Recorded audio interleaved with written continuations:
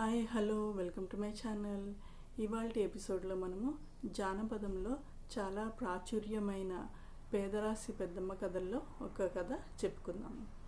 అయితే ఎవరి పేదరాశి పెద్దమ్మ అంటే మనకి రాత్రిపూట చక్కగా చల్లని చందమామ చూసినప్పుడు నల్లటి మచ్చలు కనిపిస్తాయి కదా.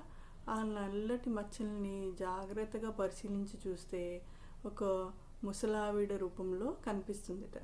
ఆవిడే పేదరాశి పెద్దమ్మ అంటారు. అక్కడ చందమామలో పేదరాశి పెద్దమ్మ చందమామలోని పిల్లలందరినీ పిలిచి కథలు చెప్తుందిట. అది జానపద వ్యాఖ్యానం. అయితే పేదరాశి పెద్దమ్మ తెలివేంటో మనం తెలుసుకోవాలి కదా. ఈ స్టోరీ ద్వారా తెలుసుకుందాం. పేదరాశి పెద్దమ్మ ముసలిదైపోతుంది.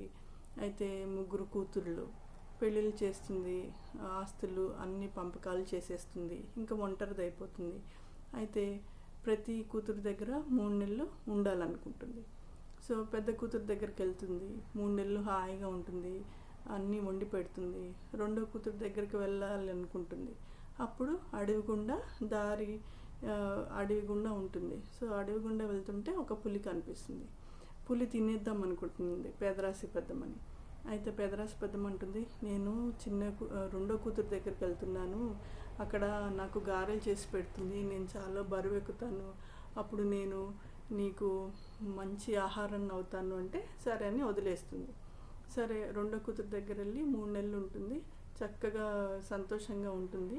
అయితే కూతురు ఏం చేస్తుందంటే ఇంకా తెలివిగా వెళ్ళాల్సిన టైం వచ్చేప్పటికి ఒక పెద్ద బాణెలో ఆవిడని కూర్చోబెట్టి మూత పెట్టేసి గుడ్డతో కట్టేసి దొర్లిచ్చేస్తుంది అనమాట అడవిలో. ఎంత దూరం వెళ్ళగలితే అంత దూరం ఆ పులిని దాటితే చాలని. అయితే పులి వస్తుంది.